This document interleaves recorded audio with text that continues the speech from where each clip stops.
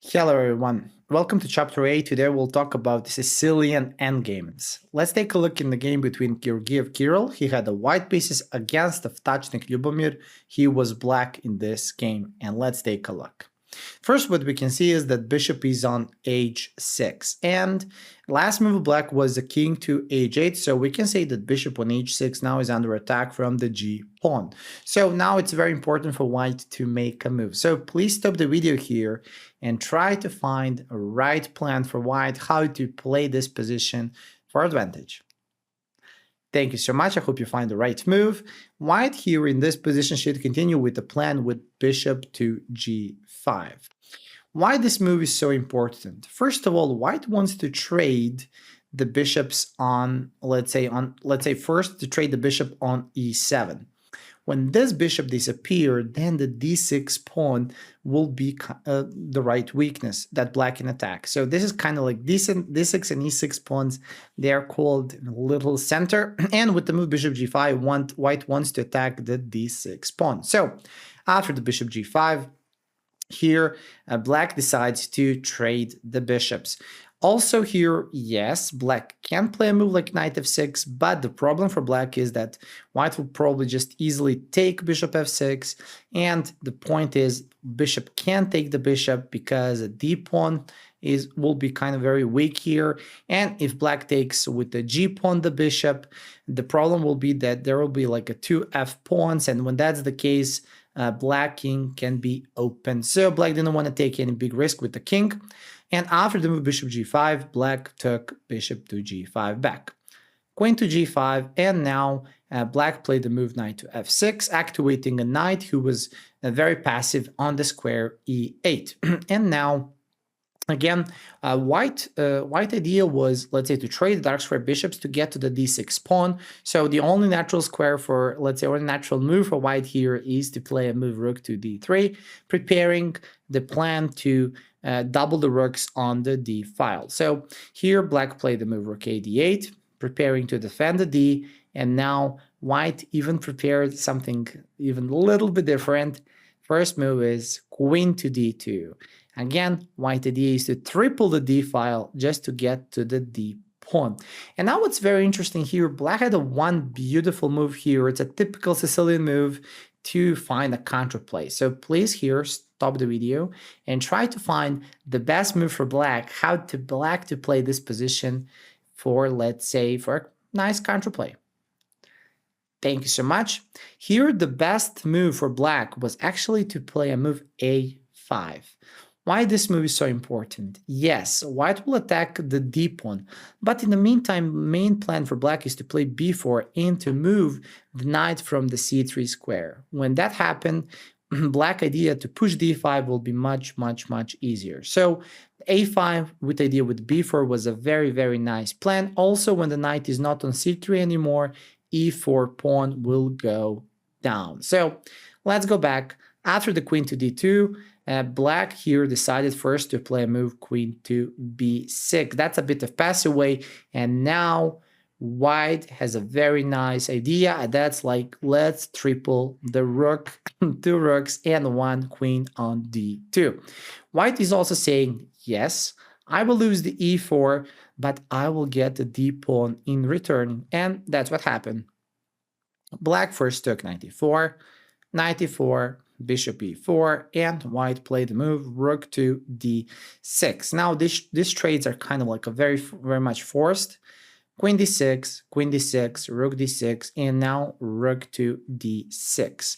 White has a very nice advantage in this type of endgame. Right, so I will explain now the reason why. First of all, the a6 pawn is a real target, and these two pawns on the queen side are very passive, and as that, they will be very easy target for the white rook. Second problem for black is that this king on h8 is just too far away from the action, and until the white just need to play f3, and the king will already enter the game from the square f2. So all of these are like problems. Black first played the move a5, trying to move the a pawn from a square that was actually attacked by the rook. And now let's play f3, using the tempi to move the bishop away, and at the same time to prepare activation of the white king. Nothing else for black except to move the bishop to g6, and now white said, okay, what's the black plan? Black plan is to keep pushing the pawns. Let's stop these pawns, and white played the move a4. Main reason is white has a 3 against the 2. The plan with a4 is that after b8 to take bishop a4 and in the same time to stop this a5 pawn from moving. When that's the case, now a5 pawn is a kind of like an easy target for white pieces. After the a4, black took b8, bishop a, and now black suddenly played the move h5. The main plan for black is suddenly to move the king to h7, enter the game from the square g6. And of course, after the h5, there is no checkmate patterns on the 8th rank. But also, what white achieved in this moment, when white pushed this a pawn, suddenly the c pawn is becoming like a pass pawn. Now, when you have a pass pawn, the best thing is to push. So let's go forward. c4, let's push this pawn.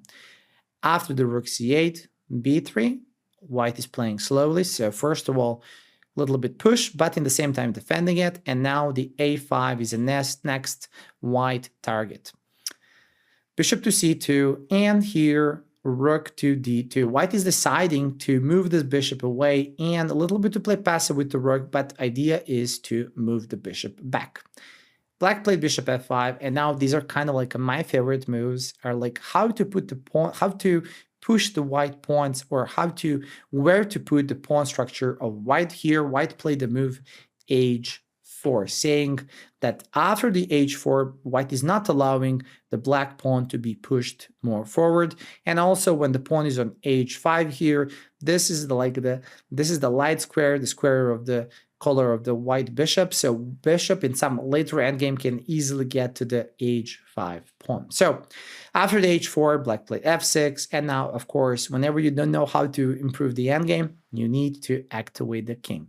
White played the move king f2, g5. Black is trying to get some counterplay, hg, fg, and again, when you don't know what to do, let's go with the king to the 7th rank. Rook to d7, very nice activation move. After the rook to d7, black played the move h4, again trying to make some kind of counterplay on the king side, but now white has just enough time to attack the main weakness in the black position, and that's a a5 pawn. So here, white played the move rook a7, nothing else for black to play than to play rook to c5. Here now, white decided, okay, so white can't attack the a5 pawn anymore, but what he can do, he can offer the trade of the very important defensive piece of black, and that defensive piece is this rook on c5. So here, white played the move rook to b7, preparing the move rook to b5 in the right time. So after the move rook b7, black trying to push, let's say, put some pressure on the king side, pushing the move g4, but then trade, rook to b5. After the rook b5 on the board, black played the move rook to f5, and now I will say this is kind of like a simple idea, but very effective one. So please stop the video and tell me, what will you play as white if you want to continue this position to play for a win? Thank you so much for your time. I hope you find the right move. After the rook f5, you're not touching the rook. You just need to activate the king. Here, the right move is king to e3. Like I want to say, it's king is coming.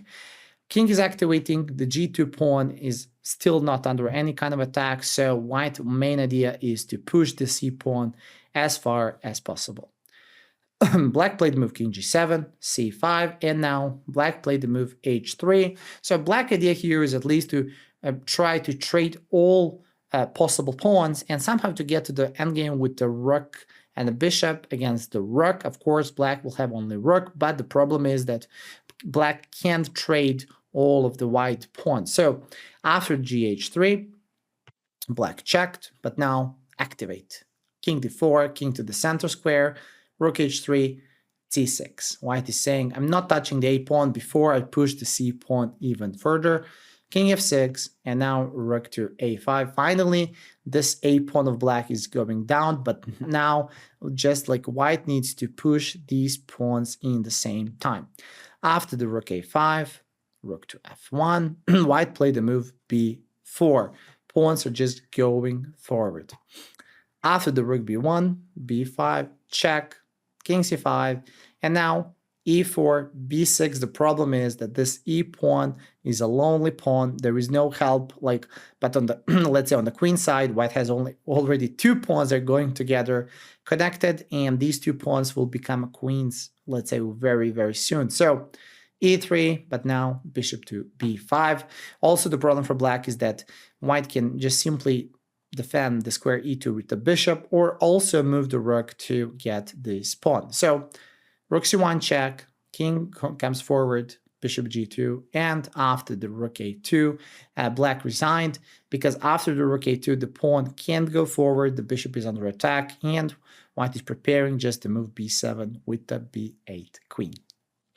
So thank you so much. I hope you enjoyed this example. Let's go for a quick recap, as we usually do. I think that in the Sicilian, I think this is kind of like this bishop g5 is a very nice first move.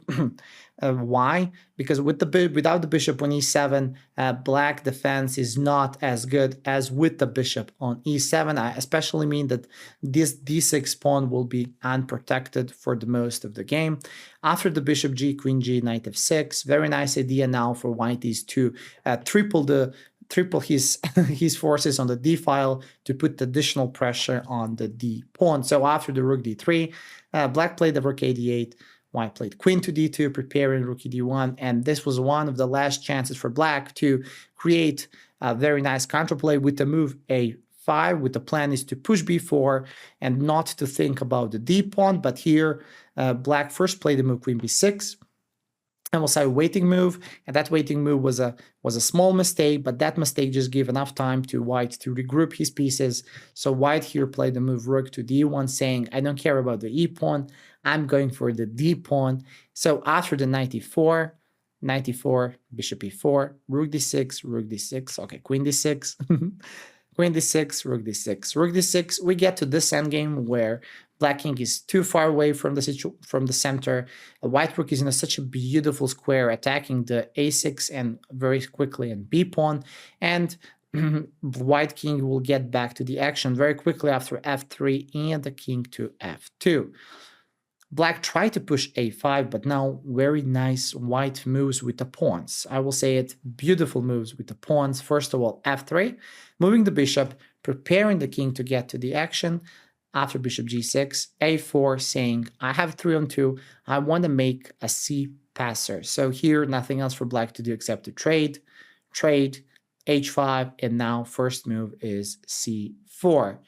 Black tried to stop it, but b3, bishop c2, and now white said, I want to release the tension, I want this bishop from c2 to go away. So white here played the move rook to d2, and after bishop f5, again a lovely move by white, h4 move, saying that with the move h4, the black pawns will not go forward as easy as probably black planned. So after the move h4, f6, the white king is entering, king f2, g5, hg, fg, and now we can see that with each and every move, white just improved position of every piece in the game. So here, rook to d7, first move, getting control over the 7th rank, h4, rook a7, attacking the a5 weakness, rook c5, but now white played very simple move, but very effective, rook to b7, preparing the move rook b5, preparing to trade the rook, and then after the rooks disappear in this game, white idea is to use the c pawn as a pass pawn. So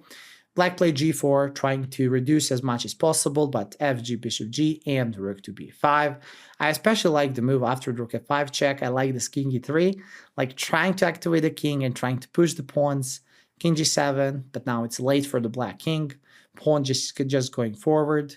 Check, king f3, and after a couple of moves, white just simply connect these two pawns, and position was easily over because the e pawn of black can't do anything. Thank you so much for your attention. I hope you enjoyed this position. Definitely, I will suggest you to, if you play Sicilian with white or with a black, you can also win a game if you transpose the position to some favorable endgame. As let's say, like in this case, so there is no need for you always to give a checkmate. You can trade the queens. You can find a weakness in your opponent let's say, in your opponent defense. Like white here found this d6 pawn, and he put all possible pressure on the d6 pawn. When d6 pawn was destroyed, white rook had enough space and like to attack the rest of the black pawns. So very nice game by white, and I really hope you will win. Let's say this. I hope you will win more games in the Sicilian on this kind of like endgame stuff. So I hope you enjoyed this game, and I hope to see you in the next one. Take care and see you soon. Bye. Hello everyone, welcome to chapter 8. Today we'll talk about the Sicilian Endgames. Let's take a look in the game between two Serbian grandmasters. White pieces had Vučković Bojan and black pieces had Miladinovic Igor in this game. Let's take a look on the board. Here, white, it's like, this is, as you can see here, the kings are on the opposite side. So let's say white and black are trying to, let's say, to attack the opponent kings. Black will do his best to attack the white king, and in the meantime, white will do the best to attack the black king here. But here, white instead to attack with the move, let's say g4, that I mean here is the best move here to play with the g, with the next idea to play a move g5. White here decided to trade, and this trade is the start of the wrong plan for white, because without enough pieces, black king will never be threatened in this position. So bishop g2 on the board, and of course, after the bishop g2, one of the main things in the Sicilian in general is put the rooks on the files, and black played the move rook to f2 c8, putting the rook behind the queen, and now black has this beautiful control over the c file. White plan was to take, but now after the queen to b7, I think the whole point of the white idea is to take bishop to f6.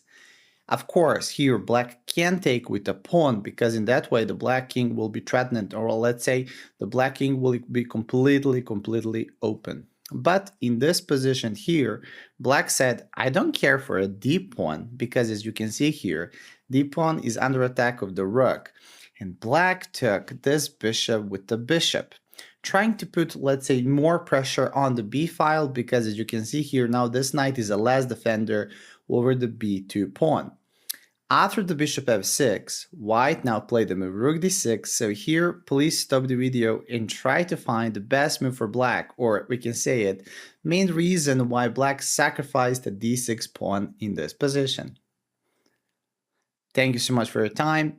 Here, the main thing is actually sacrifice again. So we can say that black will sacrifice something, but in return, black will trade the rooks. So here, the main move for black is to play move rook to c2, sacrifice of the rook.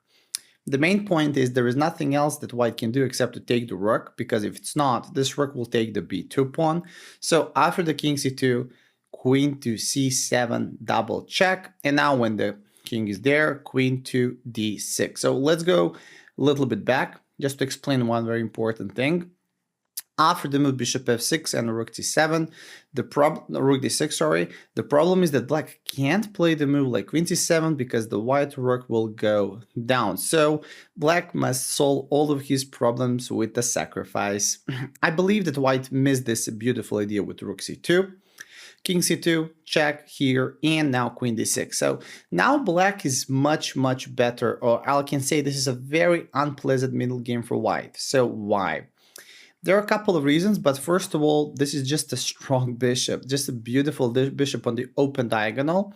Second of all, black rook is in a very nice place, and the queen is very active. Yes, white has 2 against the 1 in this position, but the problem is that white can't push these 2 pawns.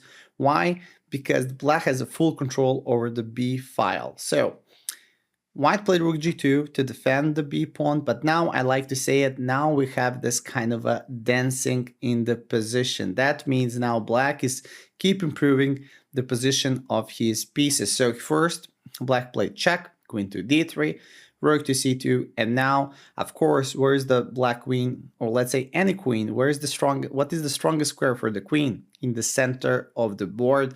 And now black queen played queen to d5, saying, I want to control this diagonal, so a8, h1, and also to put a, let's say, to put an eye on the knight on b3.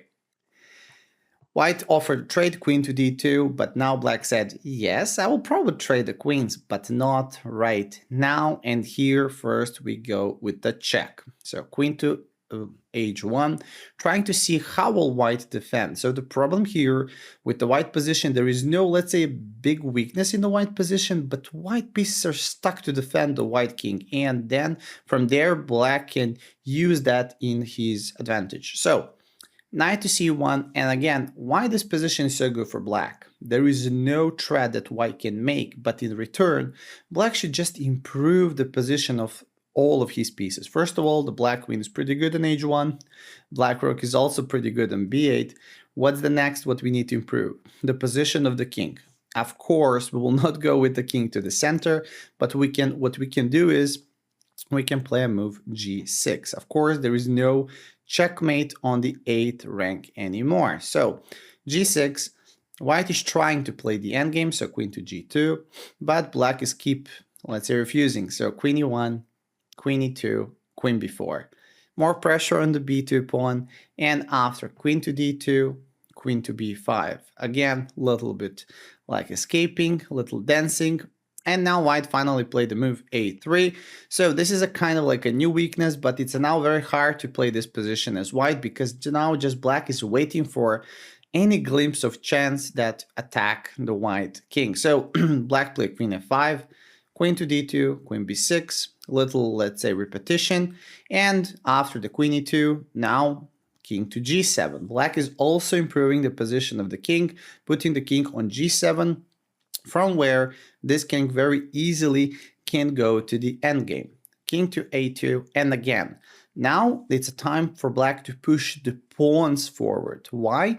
Black is preparing to play the endgame in the right moment, and now very important move is h5. Main idea here is that at some point black wants to play h4, and black wants to destroy this pawn chain of these 3 pawns. After the move h5, white played queen f2, bishop to d4, no trade of the queens yet, queen e2, and now black played a5. Again, black idea with a5 is not to allow these pawns to be pushed forward. As you can see, black is here improving with the pawns on the both sides of the board. King to b1, one step back, king to a2, and now if you're talking about the pawn moves, now black is attacking the pawns on the king side of white, and h4 is the move. Now the problem is that, let's say here white can play g4, but suddenly if white pushes, the f pawn is becoming a target, and that's a problem with these pawns of white.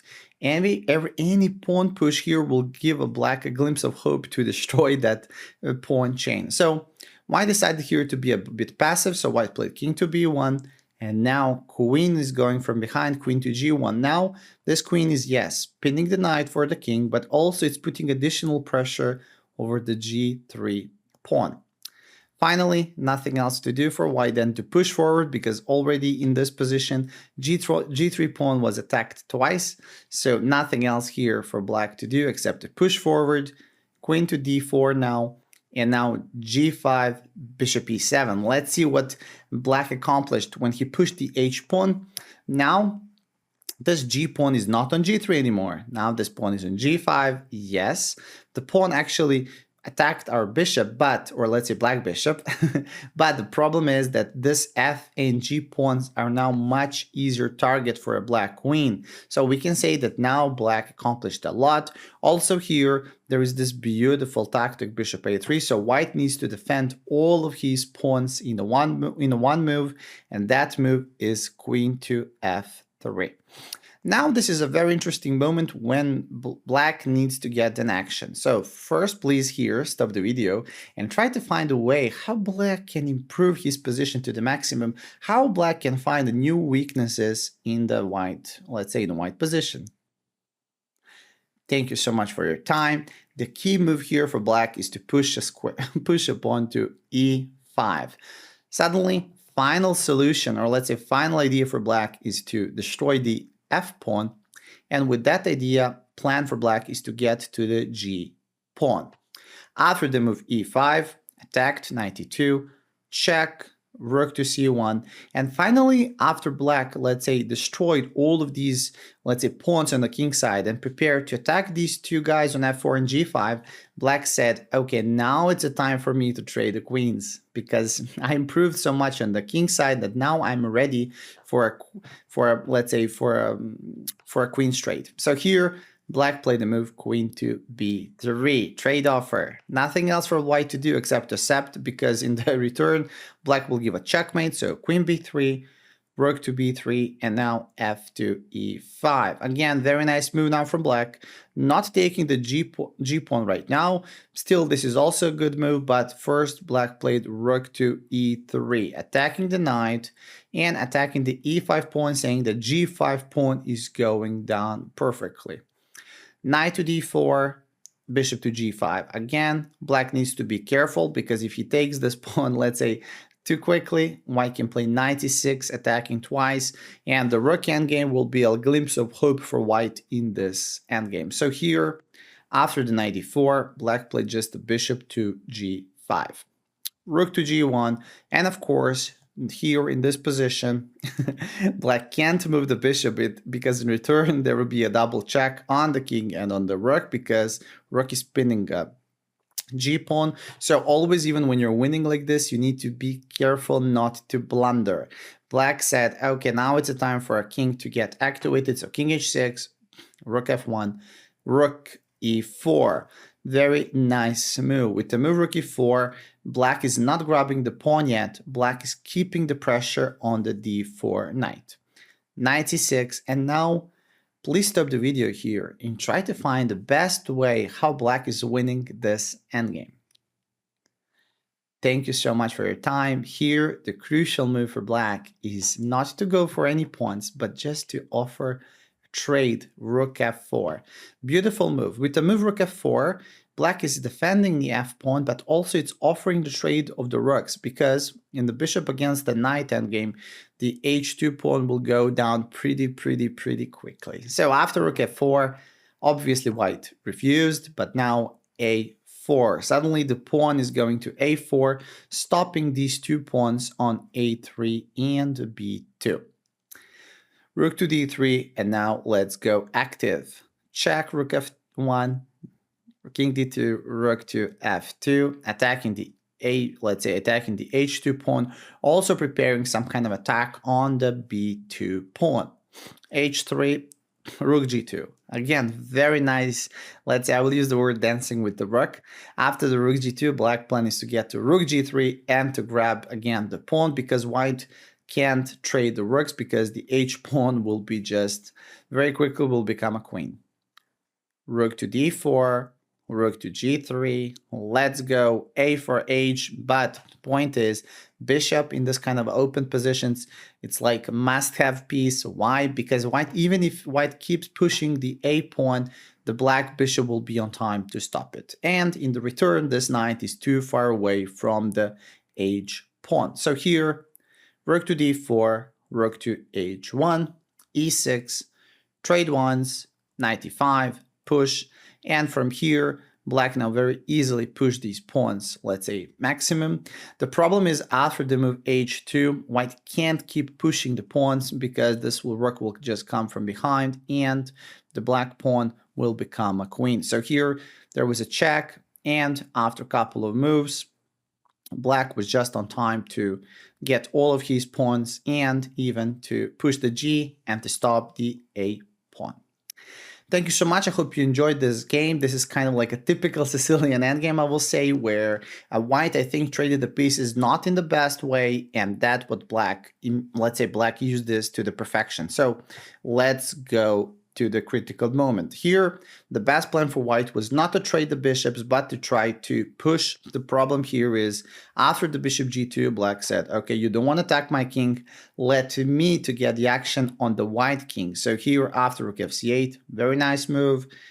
First, let's say, control over the c file, bishop b7, queen to b7, and after bishop f6, I think this was all the point of the black, but after the bishop f6 move and rook d6, black simply took the c pawn. I think that white missed, so after rook c2, nothing else for white to do is to accept this, but after the queen c7, and the king to b1, we have a very, very good endgame for white, or I will say very annoying endgame. Let's say it's not a real endgame because queen's on the board, but let's say middle game, very annoying middle game for white with the queens on the board, but black has just a beautiful open bishop and a beautiful open rook. As we can see here, after the rook g2, now a little dancing, I just want to go to the critical moment of this game, so a couple of checks. As you can see here, black is keeping the pressure on the white king, not trading the queens until he, let's say, until the black made some kind of a progress. So first of all, if you recognize that white king is vulnerable, don't trade the queens until the right moment. And that's what happens. So after knight c1, g6, queen g2, as you can see here, black is still don't want to trade. Queen to b4, putting the pressure on the b2 pawn. Queen to d2, queen to b5, trade, not the trade. And after the a3, queen f5, queen to d2, in my opinion, the crucial move in this position is definitely the move h5. So before any kind of a trade of the queens, black idea is to push h pawn as far as possible to weaken these three, let's say, pawns, and then when, let's say, white pushes, suddenly the f and g pawns will become a weakness. So after the queen f2, as you can see here, black is still refusing the trade, pushing, let's say, the f5 pawn to stop the, let's say, queenside pawns of white, and now h4. First critical, or let's say second critical moment in the game, black is showing his, let's say, his main idea to attack these pawns. So after king to b1, queen g1, this is a second important move because now white can't handle the pressure on the king side. Now this pawn must be pushed, but in the moment when the white pawn touched the g4 pawn, this is the weakness. And now, as you can see here, black played queen d4, g5, bishop e7, attacking both of these pawns on f4 and on a3 with the bishop. The main reason why a3 pawn is actually a target is because the rook is on b8. Nothing else for white to do except a queen f3, and again, critical stuff, move e5, saying I want to destroy your pawn chain, and then from there, I want to get your g pawn. So knight e2, queen to d1, and again, very important moment in this position is now finally I can say this is the endgame. Black played the move queen b3, saying, okay, now it's a time for black to make a trade of the queens. Why? Because the white pawns on the king side are very, very weak. So after this and after the bishop g5, from here let's say we check the technique, rook f4 and a4, and after some fight here, black played rook f2, grabbed the one pawn, and h pawn become a queen pretty quickly. Thank you so much for your time. This was like a little bit longer example, but I hope, and through this recap, I hope you understood like how you need to play, let's say this, I will use the word Sicilian endgames, so that you need to keep the queens. If you feel that, well, let's say in this position, white king was under huge pressure, you need to keep the queens as long as possible. And then when you find the right weakness, like the black found in this game, then you are open for a trade, because then from there you can find these weaknesses much easier. So always before you make a trade, think about if this trade is good for me or is this trade good for my opponent. In this position, black just found the right moment to trade the queens, and after that, this endgame rook against the bishop, against rook against the knight, it's just so easy for black to attack all the white pawn weaknesses in this position. Again, I will let you know that this is very important to me, is even when you take a free material, please take a look, open your eyes. Is there any trick or any tactic that you can miss? So these are, like, I think very important things to think. Thank you so much. I hope you enjoyed this game, and I hope to see you in the next one too. Take care. See you soon. Bye. Hello everyone, welcome to Chapter 8, Sicilian Endgames. Today we'll take a look in the game between two Grandmaster. Sadlak Nikola had the white pieces against Jovanic Ognjen, Grandmaster from Croatia. Let's take a look in the game. Here, as we can see, we have a typical Sicilian position of Paulsen, or we can say can variation. Black now is on the move. Now it's pretty important to find a good move for black, how black should continue this Sicilian game. So first stop the video and try to find the best move for black in this position. Here, the best move for black is first to play a move e5. e5. With the move e5, black idea here is to stop white move pushing the e5 forward. So after the bishop e3, now from here, black can play b5, castle, and bishop to b7. After, let's say, for example, white must defend the e4 pawn. So for example, let's say white will play queen d3, black will play bishop c5, and this will be a normal, or let's say balanced position for both sides. But what happened in the game? Instead to push e5, black played the move bishop to c5, first offering the trades of the bishops. But here, now white used his chance. So again, for the second time, please stop the video here and try to find the best plan for white, how white should punish this early move bishop to c5. Thank you so much for your time. In this position, the crucial move for white is now to push e5. Because black didn't play e5, now it's a time for white to get the pressure in the center. e5 on the board, there is nothing else for this knight than to jump knight to d5. After the knight d5, there are a couple of options how white can continue. Of course, knight d5 is a good move, but here, first, white had a different thing on his mind. White played the move bishop to c5, trading the bishops, but after knight c3, white idea is not to take the knight because this bishop will be lost, but white found a very nice in-between move, and that's a move bishop to d6. Yes, white queen is under attack, but also the black queen as well. So here, nothing else for black to do except to enter this endgame. Knight to d1, bishop to c7, and knight to b2. So here, let's take a look in the position of the board. White has two bishops, but the problems for black are like a huge here. First of all, still, this like queen side of black is completely undeveloped. The king on e8 is still in the center, and the knight on b2 is in a kind of like a bad place. So first, white pushed the pawn to a4, saying, I want to stop the b5 pawn from black to push forward, and also I want to stop this knight from jumping to a4 square. Secondarily, white wants to play move rook a2 and to try to hunt this knight down. Nothing else for black to do except to play a move d5. Of course, with the move d5, white can now play en passant and e to d6. And after e to d6, bishop to d7. It's very important for white to keep pressuring the pawns on the queen side. So here, white played the move bishop to f3, pressuring the b pawn on queen side. Nothing else here for black to do is to play bishop to c6. Of course, after the bishop c6, I think from here it's like the white decisions are pretty easy. Nothing else for white to do except to trade. So bishop c6, b takes c6, and again, when we have the endgame where, like, of course, the queens are not on the board, but you don't see a clear how to improve, always the best possible answer is to activate the king. So let's go. King to d2. King needs to be active in this endgame. Knight is trying to go back, check, king c3, knight to e5. So we can say that first of all, white king is a pretty active. What's the second thing that white must play? What one must do? Again, we have the rooks. Let's use the rook to get to the open file. The best move here is to play rook to a to b1, taking the full control over the b file. Black played the move knight to d7. The idea with the move knight to d7 is to take control over the b6 square. And now white played the move king to c4. Again, a logical move. White is trying to activate his king in the best possible way.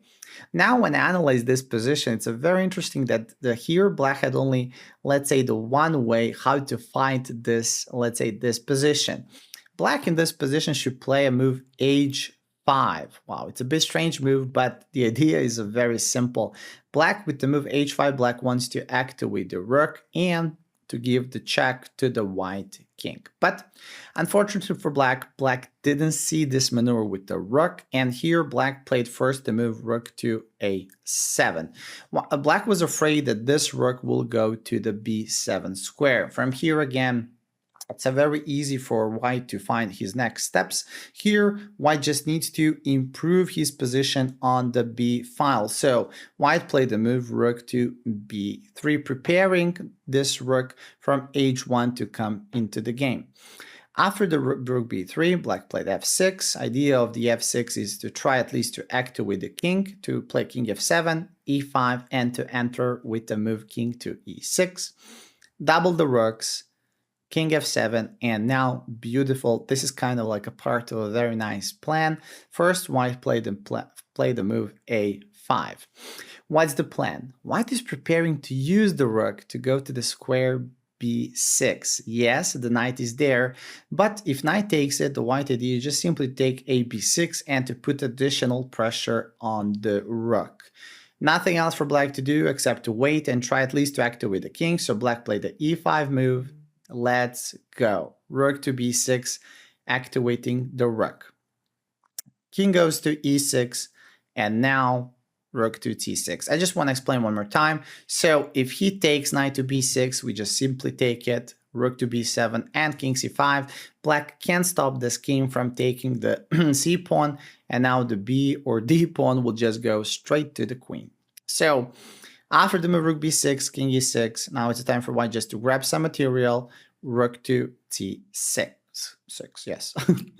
Black push g5, rook is going back, and now nothing else to do for black except to take it. From here, white idea is just to play move rook to b7 and to at least to try to trade one pair of rooks. But here, black first now took, rook to b7, and now king to c5, activating the white king. White wants to go with the king to6 just to take the whole rook. But here, black played king to d7, and now beautiful move by white is just to play king to d5. What's a white plan now? White wants to push the c pawn forward, and of course, black can't fight 3 pawns on his queen side. So rook to e8, and now it's a very interesting thing. Of course, white is still completely winning, but how do we win this type of positions where we are almost there, but still black is fighting? We need to see what is the black plan here. So black prepared that if white pushes c4, black can actually play a move e4, and the black plan is to activate the rook through the square e5 to give a check and to move the white king back. So white saw that, and the white played the move rook to e1. So with the idea is that if he pushes, white will simply take rook to e4. Black decided to play a5, c4, and now after the e4, white just took the pawn and black resigned immediately. The point is that even after rook e4, king e4, we can see that this rook is in the box, and the white king just simply can come here and grab the a pawn. Lovely win by by Grandmaster Sadlak. Let's take a look again. Let's do the quick recap as we usually do. So in this Sicilian position here, the best possible move for black was first to play e5 to get the control over the center, and then after that to play moves like a b5 and moves like a bishop to c5. Here, black missed that. Black first played the move bishop c5, and from here, white is in the driver's seat, and from here, white is playing for the win. First move is definitely to push e5, to get control from the, let's say, over the center, knight to d5, and now nice trade. First, bishop to c5, knight e3, and now again, I like these moves the most, these in-between moves, they're with a scary idea, and that's a move bishop to d6, because now there is no other choice for black than to play this endgame that's not so favorable for him. So here, knight to d1, bishop to c7, and knight to b2. Now, I like this endgame also because like white was always one step ahead over the black opponent. Here, the point is, let's think how black wants to get away with this knight from the square a4. Let's stop that. Push a4. d5, only square, let's say only move for let's say for a black here, because if white doesn't take with the en passant, black knight wants to jump to c4. After ed6, black had just enough time to develop the bishop, but again white said nope, you will not put your bishop to c6. White first played bishop f3. attacking the b7 pawn. There is nothing else for black except to play bishop t6, trade, trade, king to d2. Again, beautiful idea. White planning just to activate the king and to prepare the rook to enter the b file. Knight e4 check, king c3, knight e5, rook to b1. First part of plan is there. White just activated and white got the whole b file for his rook. Knight to d7, stopping the white idea of rook to b6, but after that, white just simply played the move king to c4, keeping, let's say, his king active. Here, this was one of the only chances for black to, it's a bit, let's say, strange way to activate the rook, but it's a very effective in this endgame is to play h5 and the rook to h6. But here, black missed this, black played rook a7, a bit of passive way to try to control the b7 square. But from here, white said, okay, I will not go right now. I will first double my rook. So rook to b3, f6 with the idea to activate the king. But here, rook to h to b1. Second rook is entering. Now rook b8, rook b6, all these kind of ideas are possible. King f7. And now last, I will say last important move is the push a5, let's say this a5 pawn, because now after the rook b6, white will take this rook with the pawn if knight on d7 takes it. So after the a5 here, not so many options for black. Black played the move e5 and now rook to b6. Unfortunately for black, black can't touch the rook. So after the king to e6, now white is simply just take it, g5 with the idea to get at least some kind of a counterplay, but white just played back. And now let's say when black lost all the options, black took the rook. But now after the king c5, idea for white is pretty simple. Just go king c6 with the idea to attack the rook. Black played king to d7, king to d5, with the plan is to lock the d7 king and to prepare this push from the c pawn. And now I will say that what's very important in this endgame, let's say in this positions in general, not only the endgames, it's like white is winning, but after the rook e8, it's very important to play this move rook to e1, not allow any glimpse of hope for black to push e4 and to play a move rook to e5. So here, rook e1 is just a beautiful way stopping any potential counterplay. So a5, and now white is just on time to push c4 and black can resign in the next couple of moves. Thank you so much. I hope you enjoyed this chapter of Sicilian Endgames. I just wanted to show you that you can play Sicilian in a bit different way. So when you have a chance, when you have, let's say, nice structure of your pawns that you can, let's say, push forward, let's say pawn majority, or when you have a bishop pair, or when you have attack, sometimes you can make a right trade and you can go and you can play for the weaknesses, not only go for a checkmate. Here, this game is just absolutely brilliant stuff, how white found all the, let's say, all the right resources in the right time, and black made just the one mistake, and that's because he didn't push e5. He let white to push e5. So after that move, white had a, let's say, huge advantage that he used, let's say, in the best possible way. Thank you so much. Again, I hope you enjoyed this chapter, and I hope to see you in the next one. Take care and bye.